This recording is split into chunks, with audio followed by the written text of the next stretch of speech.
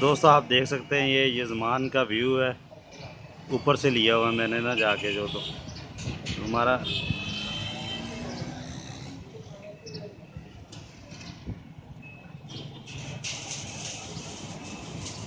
ये सामने गुलशन पार्क है यजमान का। ये आगे गले आ जाते हैं जहाँ पे गंदम स्टोर होती है।